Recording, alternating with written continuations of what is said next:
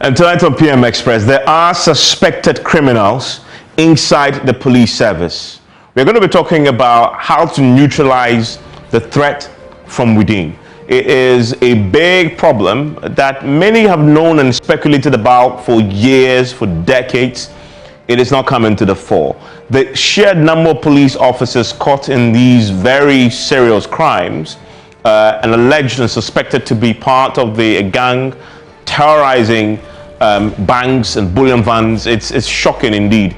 And it's coming from the police's own ranks in terms of the statement they've been issuing to update us all on what is happening in the police service. So we're going to be unpacking a few things as far as what we've learned with the bullion van robberies are concerned. And let's get into that. What do we know so far?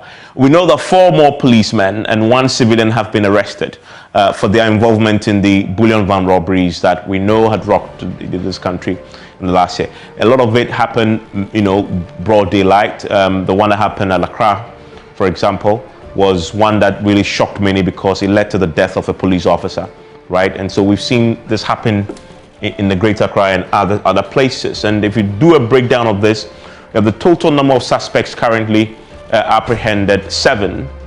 And this is the shocking thing though. Out of the 7, the police officers involved, according to the police itself, 6,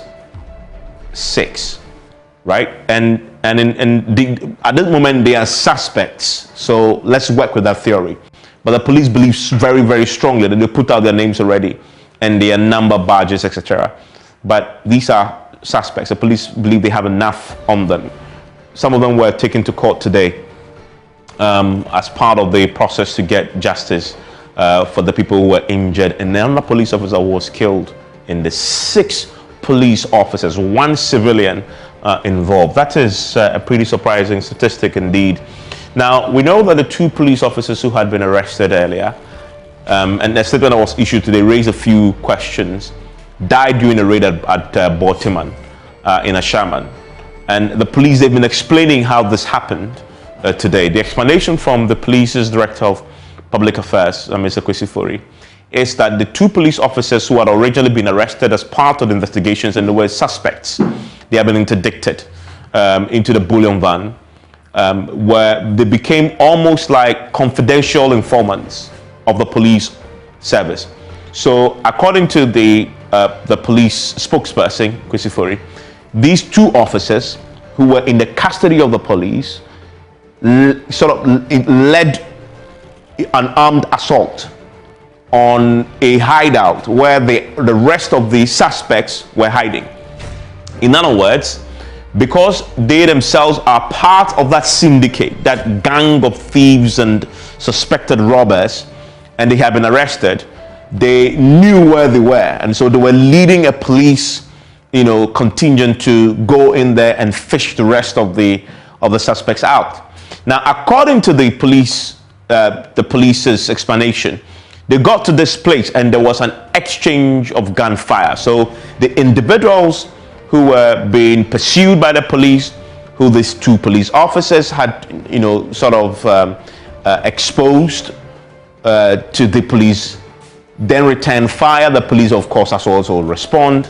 It is in that process that these 2 police officers, according to the police, were shot. They were sent to the police hospital and later died. So that is the police's account of what happened with the officers. And it really happens. I mean, if you are arrested and you are part of a larger group, what tends to happen is the police will try and strike a deal with you to try and encourage you to expose the rest of your crew. And sometimes, and that's one of the things that we're going to be establishing, what is the standard protocol when a suspect is ready to say offer up the rest of his squad?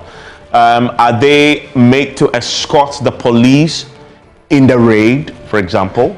And in this case, it appears they had escorted the police in the raid, and it's in that process that they were killed in that exchange of gunfire. But we must acknowledge when the police do a job, they do it well. Ghana police, they're capable of doing this work. I know there are a lot of questions that have been raised. We'll try and ask some of these questions, but because they put themselves in line of fire for us, when a bullet is flying, the policeman is supposed to jump in there.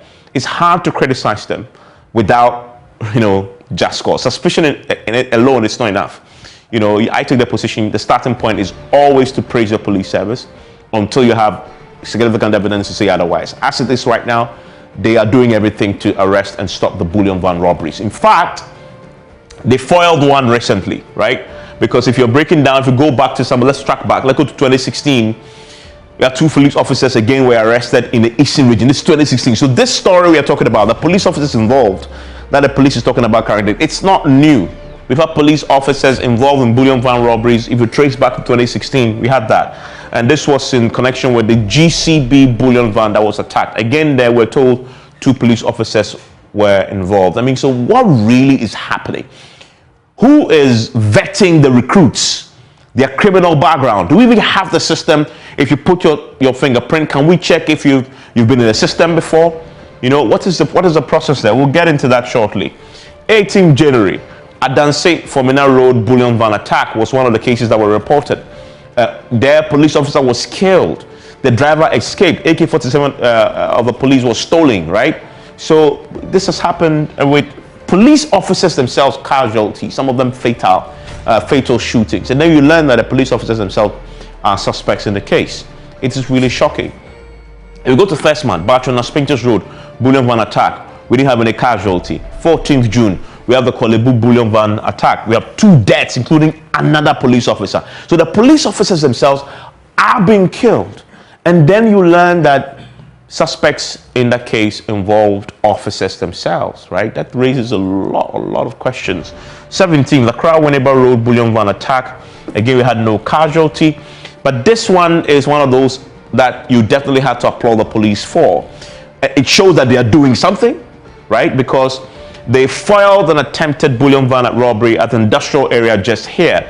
In this case, it was a police officer who was, close by, who heard the gunshots because the robbers had targeted the van, but the van was armored. It's a proper Bullion van, not the ones that, were used in the past. So the robbers were firing into the Bullion van, but the quality of the armor, sort of made it impossible for the bullets to go through. And so the car was almost sitting ducks, but the bullets were not making any impact at all, bouncing off the armor, right? A police officer close by hears about it, and so that's the point I'm making. A police officer that was not stationed there for this purpose hears about the gunshots, and whilst everybody else was running away, he makes his way into the line of fire. That is why you cannot just criticize the police just like that. And when he did that, the robbers ran away. So you have to celebrate that police officer. You have to celebrate that police officer who did this, and it's a credit to the service. But you cannot run away from the fact that in the past, police officers have been convicted. So they are criminals within the service, right? It raises the questions about recruitment. Who is checking backgrounds? We're going to have that conversation, a broader, big conversation tonight on this with my guests after the break. Stay with me.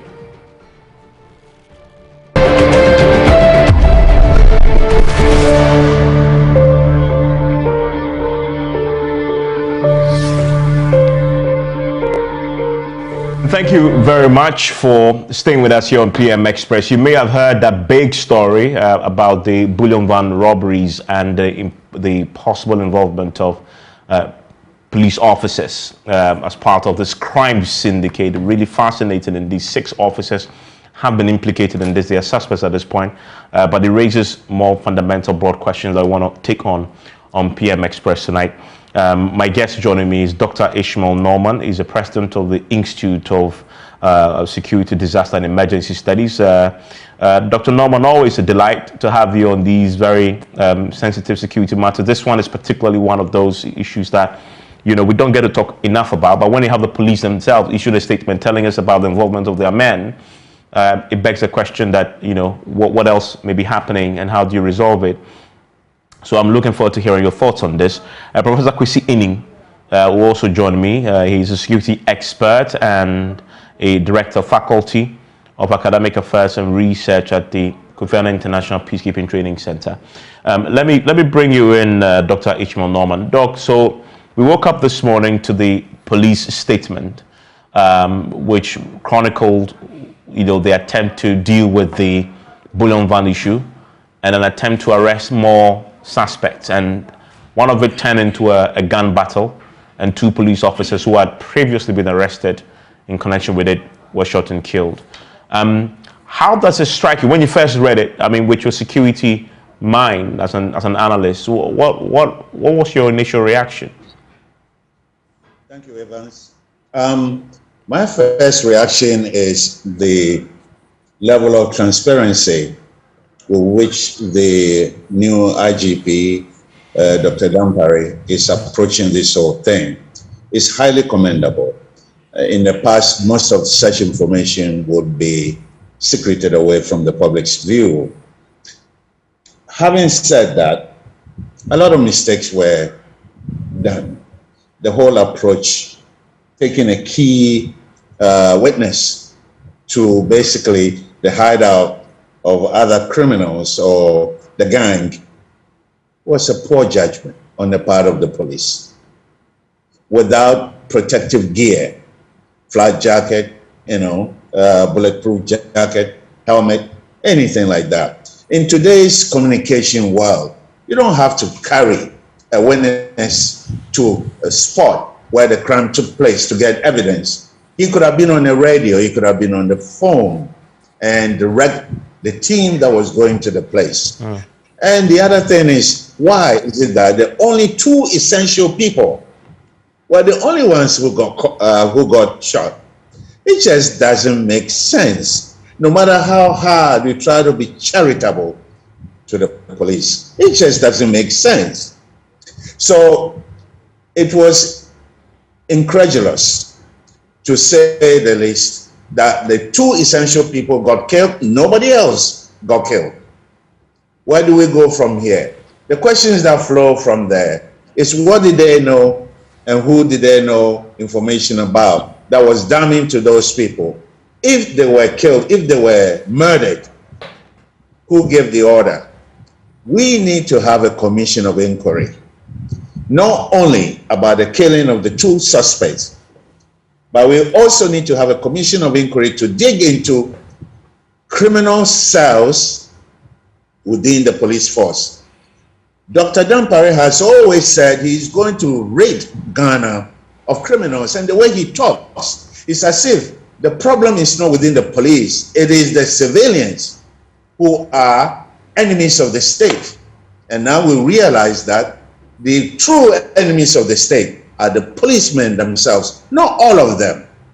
So we need to see how deep the corruption in the police is and who are the principals who stands to benefit, and so on and so forth. I would like to know the money that was taken from all the vans, who got what and how much. Because there are too many unanswered questions, and until the evidence is made very, very clear, the Ghana police is going to have a much bigger image problem to manage. So for me, I think it's wonderful that Dr. Dampare has been very transparent with the investigation, releasing information. But with that transparency, there are a lot of issues, a lot of questions. Other security experts have already spoken to this. The conundrum, he needs to clear it all, because we just can't make sense out of it. I mean, so from the explanation, we will try and get Kwesi Fori, who has spoken to us earlier about this. He gave an explanation how the 2 police officers escorted the team and how they got involved in this. Professor Enin will also join us shortly. But staying on that theme, though, I mean, you've raised the point about the Commission of Inquiry. I'll come to that. I think that's really at the heart of the big question about what else is happening in the police service and how do you rid it of the bad nuts. But on the specific case of the Bullion van attacks, just the sheer revelation that police officers may be involved, and some are on the run right now, as the police statement says. So further investigations have led to the arrest of 5 other suspects, 4 of whom are policemen.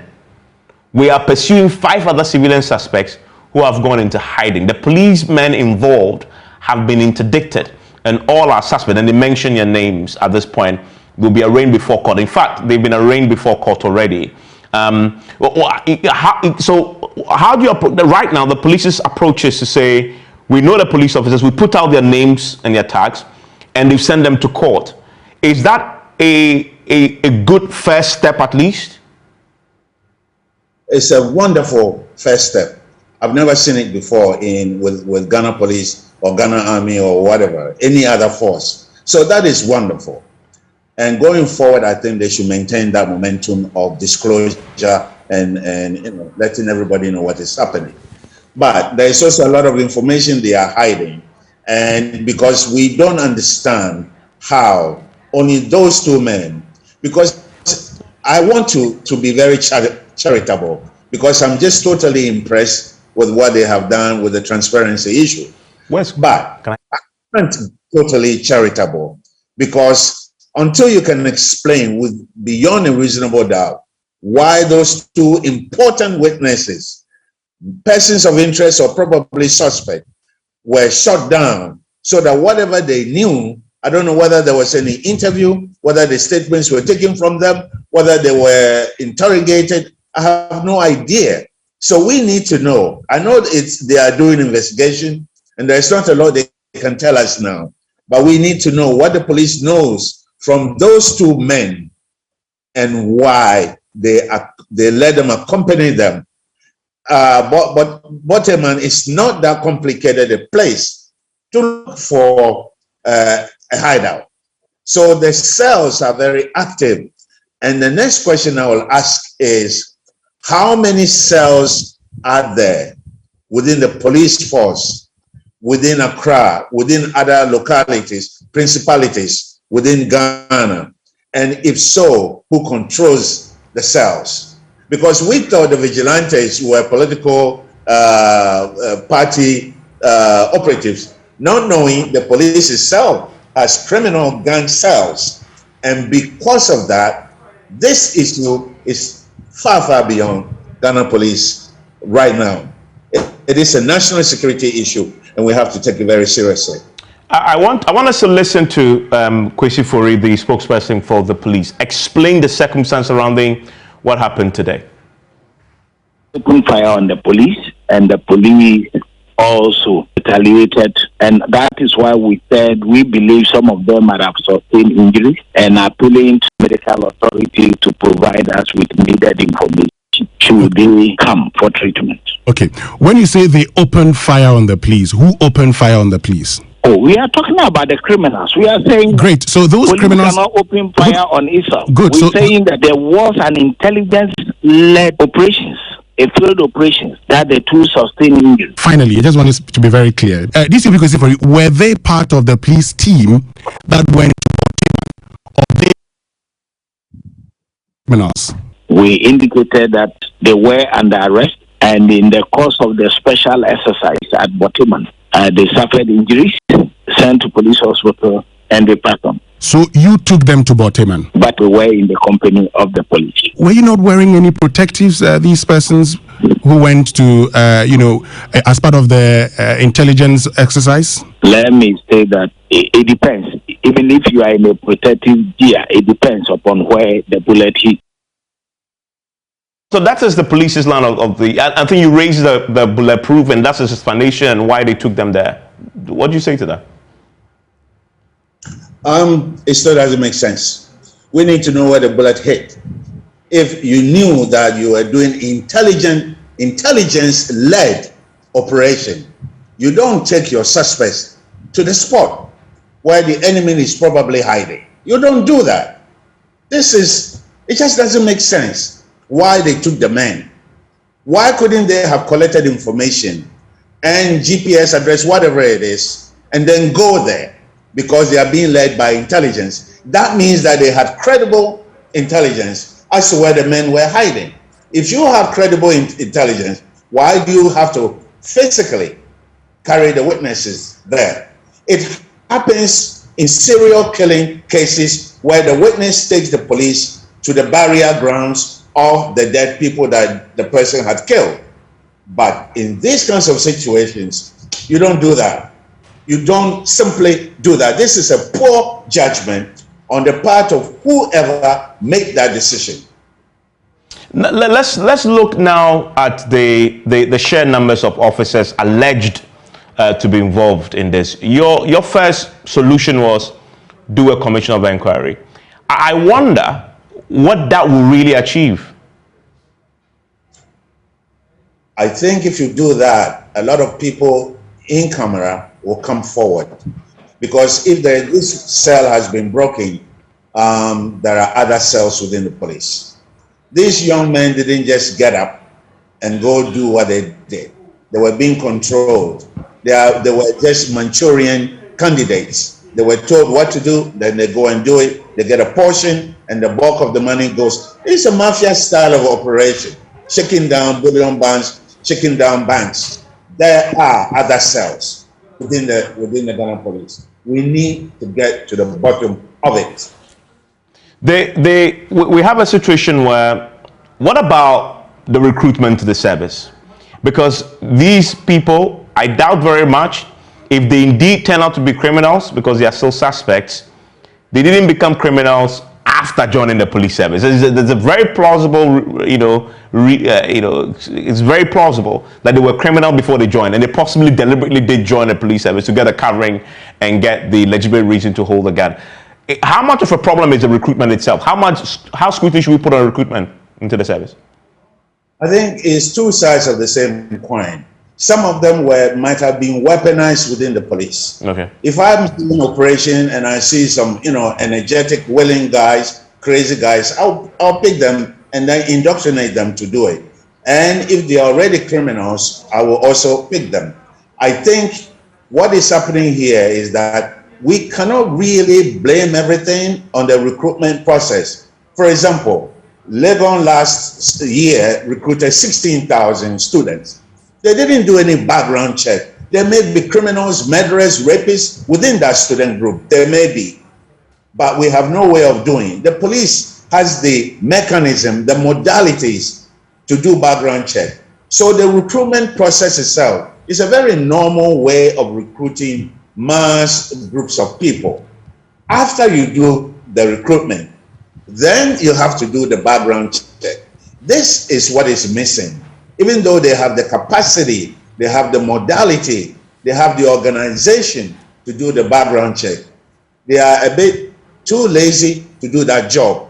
And so the professionalism that we expected the recruitment part of the police, the department to do, they have failed Ghanaians.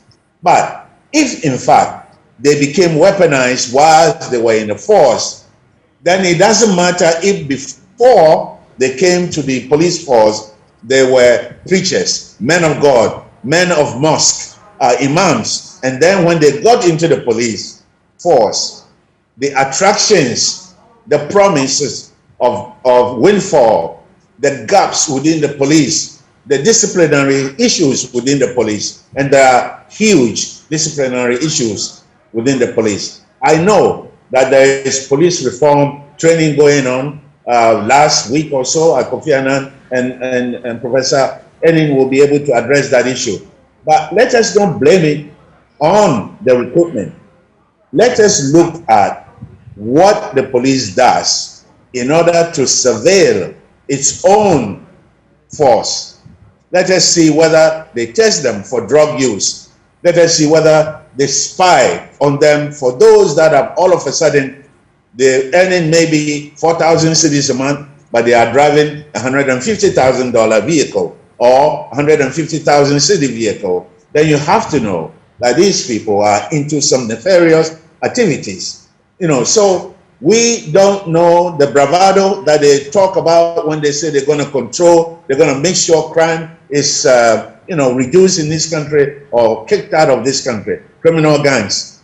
Why didn't the IGP look into the police force first to ensure that there are no criminal cells within the force? Because if you are hearing it today, those in the police force have already had it again and again and again. And it is now, because of esprit de corps, they cannot come out and talk. But if we have an in-camera hearing, there will be a lot of information that will come out. I mean, Professor Ainin is joining us now. Prof, thank you for joining. Were you alarmed at all, surprised at the news this morning that as many as 6 police officers, 2 of them now dead, may be involved in the Bullion van robberies that we've seen recently, that we've talked about quite often? Okay, we will try and fix that with Prof. Ainin. When we return, we'll dig into the recruitment of the police, but we'll talk a bit more about so doing the background checks. Do we really have the architecture to do this? Elsewhere, all you simply need to do is to take a person's DNA fingerprint, and the records will pop up if it's had a criminal history before. This is a country where we don't have the technology yet, or if we do, why are we not using it? I mean, how much can this be done? I mean, if you want to purge a police service of criminals, Doc has recommended that do an in-camera hearing of a sort. Does the police itself have the will and the capacity to do it, or an external body should be looking into it as a way of dealing with this matter, maybe Parliament or whatever? We'll get into that when we return from this break.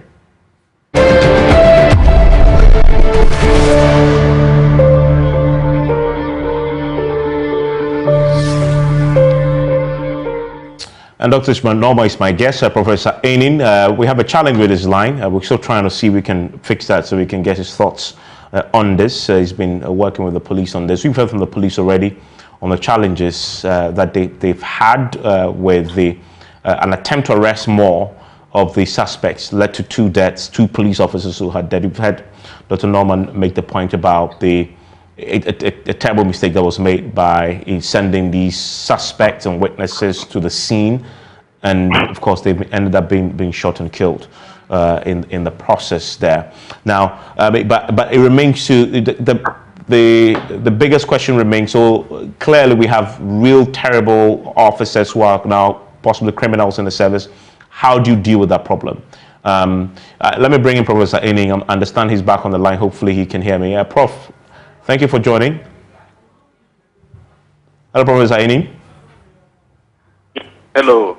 Good evening. Good evening, Prof. Thank you very much for joining. I wonder if, with your experience, whether any of what we've heard today, the death of the 2 police officers who had escorted the team to raid the hideout of other suspects, the fact that 6 officers are now suspects in the Bullion van robberies, whether any of that surprised you at all?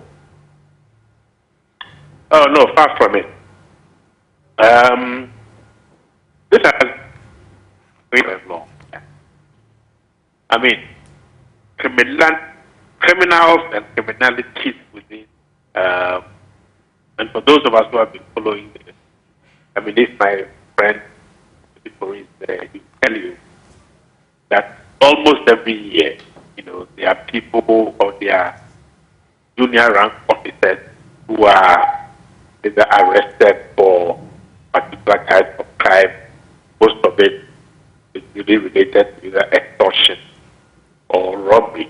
My internet is pretty, as of previous research, it aggregates the types of crime that police officers commit, and even more importantly, what ranks are more prone to particular types of crime. So I'm hoping to back that over the weekend, and hopefully by next week, when I have much more stable plenty, I'll be able to aggregate this for you. But there's nothing surprising at all.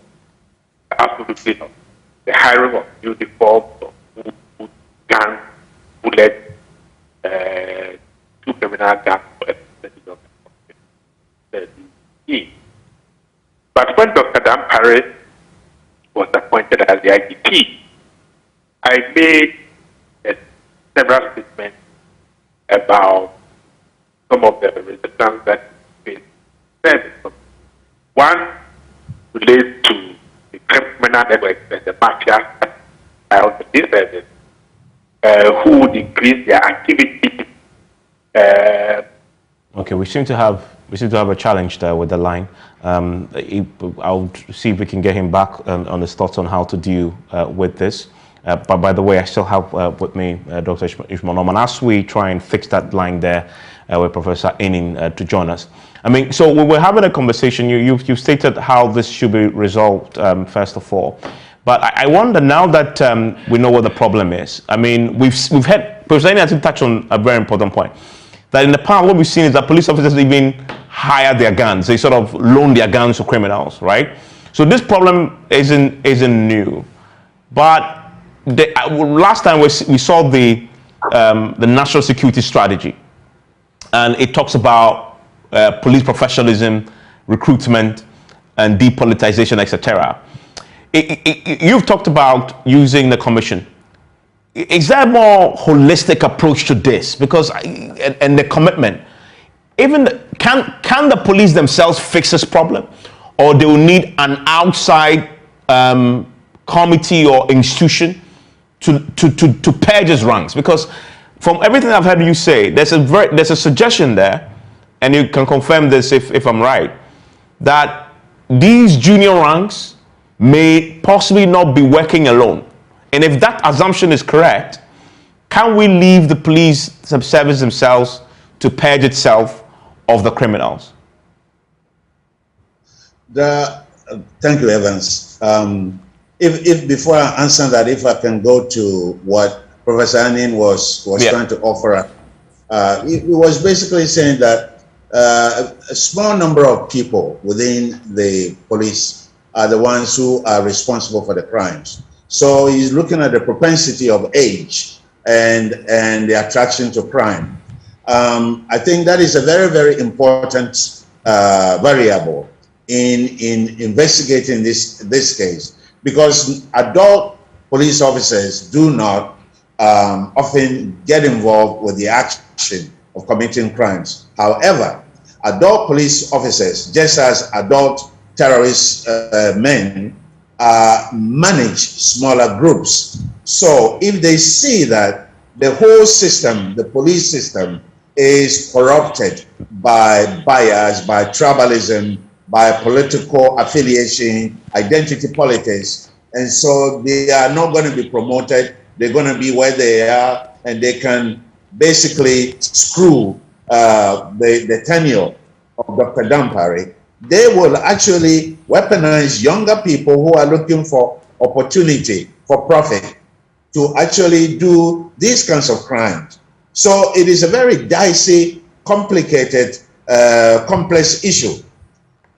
I think the police itself cannot do such investigations. In other places, when such issues come up, they set up a commission of inquiry for them to investigate the police itself, the protocols, the promotions, and the recruitment, and then come up with recommendations. The police itself is not capable because of identity politics, because of promotion based upon your affinity or your affiliation with political figure here or there. And because of that, the police has become a microcosm of our broader society, where there are so much fiefdoms within the police, almost as if every COP is an authority unto himself. Maybe I'm wrong, but I have a sense that this is going on. So I think the best thing is for police to inventory all the issues, all the problems that they have, because I'm sure by now Dr. Dampare may have already done a SWOT analysis about the strengths and weaknesses of the police force. After having done that, he needs to be investigated. And all the men under him and all the women under him, they also need to be investigated. Why did this happen? And how come he didn't catch it? We need to find out where the buck stops. And that is why I am proposing an independent commission of inquiry. Yeah, I mean, should the? I mean, you mentioned that. I mean, the Commission of Inquiry should be the way to go. We've heard suggestions today, for example, that the Parliament should also get interested in this. I mean, so the Parliamentary, Committee on Defence and Interior, the Interior Ministry itself, which obviously the police comes under, because I think you mentioned earlier that this is a national security issue. Yes. And if it's a national security issue, then maybe the executive powers of this country should get involved. I mean, we still have the vice president as the chairman of the police council. You think this is serious enough to warrant a consideration at the highest level? Seriously, Evans, because for example, if a terrorist is here and has maybe $20,000 and gives to two policemen, carry this backpack into the parliament, carry this backpack into Flagstaff House, do whatever, but you get paid $10,000 each, and gives to a police officer who has access to such places. If we don't do an investigation and see what really ails the Ghana Police Force, we are really vulnerable, all of us, as a nation. And that is why I think it's a national security issue, because you are surrounded by a lot of terrorist groups, and we have to be really, really mindful that the enemy strikes best when he can strike through your friends, through people near you. And so for me, I don't only see it as armed robbery or bullion van robbery.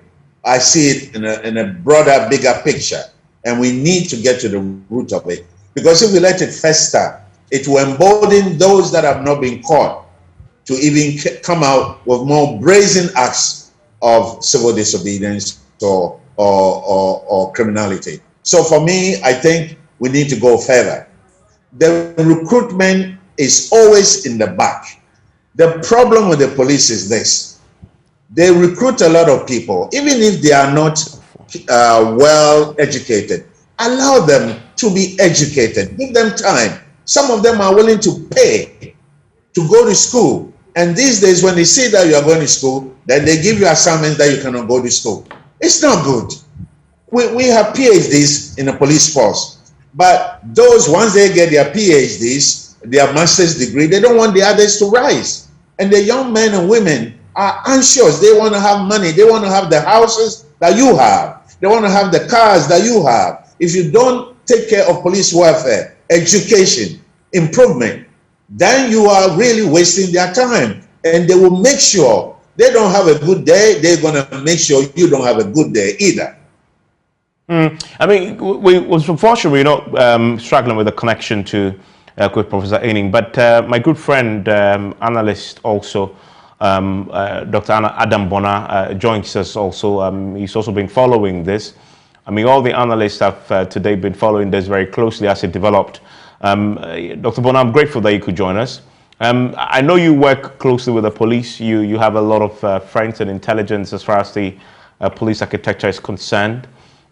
When you woke up this morning to the news about the police's involvement in the Bullion attacks and two dead, were you surprised? I mean, Professor Aining wasn't surprised. I doubt if you were, but if you come to the same conclusion that you were not surprised, that raises an additional question that we've been talking about with Dr. Ishmael Norman.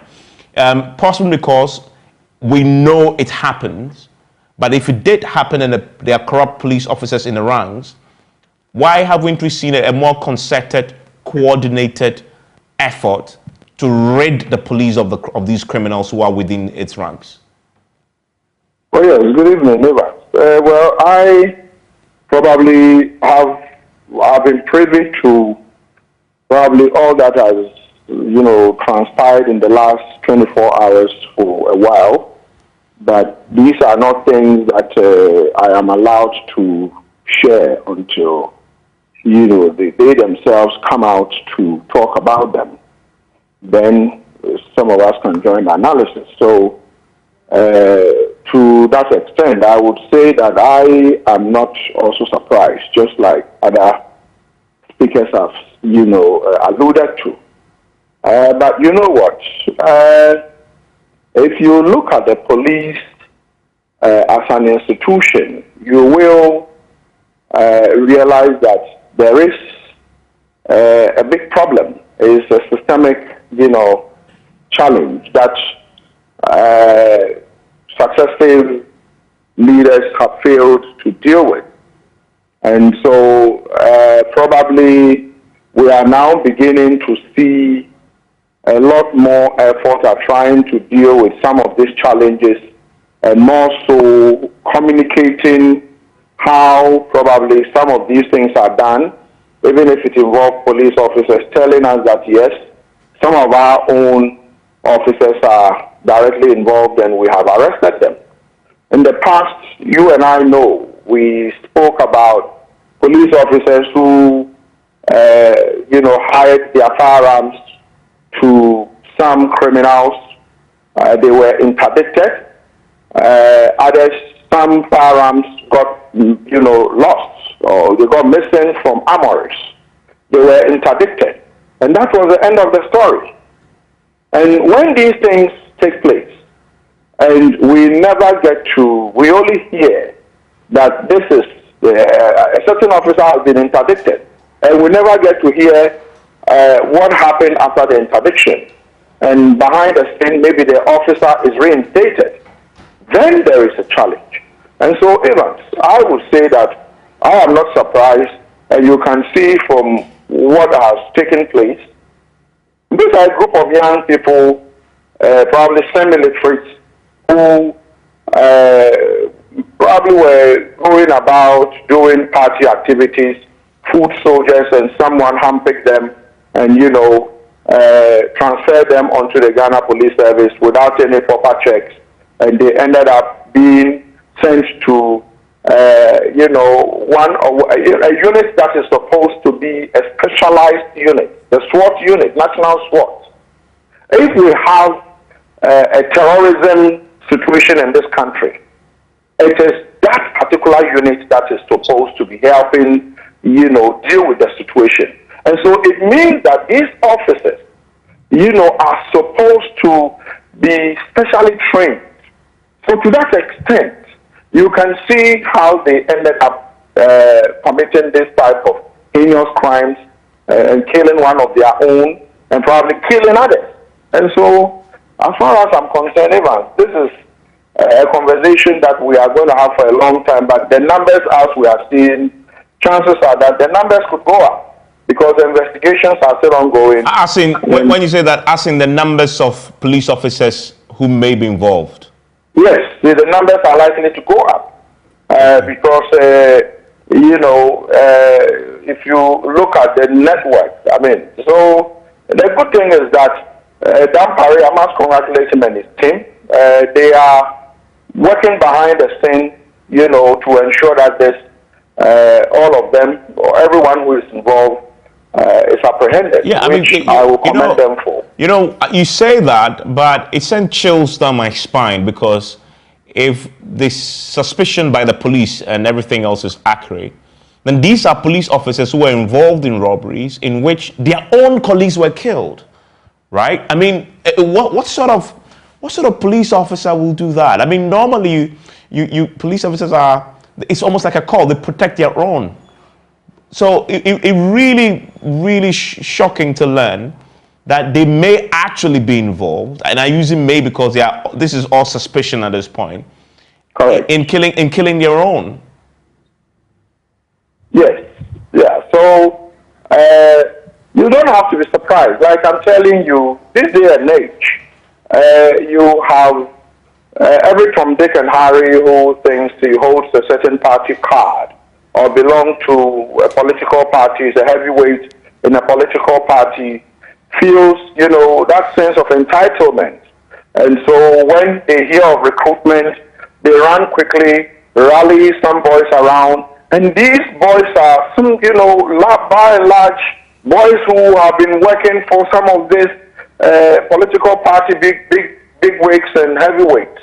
And so at the end of the day, they promise them, we are going to get you into one of the security services. But if you look at these guys, actually, I'll tell you that they look like people who, were already in active service in the criminal world before they were brought in. And so I have probably I have said, and hoping that it's going to be taken on, that these investigations should not just be limited to those who perpetrated the crime, the actual guys, because the big guys might be there. Let's find out, how did they end up becoming police officers? Did someone recommend them? Did the police officer recommend them? Did the political party bigwig recommend them? Let's broaden it. Let's not just limit it to just the center. Let's broaden it and ensure that we rope all of them in, or else I tell you what we are seeing probably is a tip of the iceberg. I must be honest with you, because then you have all sort of characters parading themselves as officers, and there are situations where people who have been dismissed, dishonorably discharged from other security services, have found their way into other security services.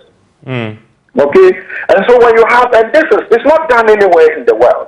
So when these things happen, I mean, of course, if you were dishonorably, discharged for stealing, and you found yourself either in the military from the police, and you found yourself in the military or the police, chances are that the crime you committed, you are going to, do more. So that is the situation we find ourselves.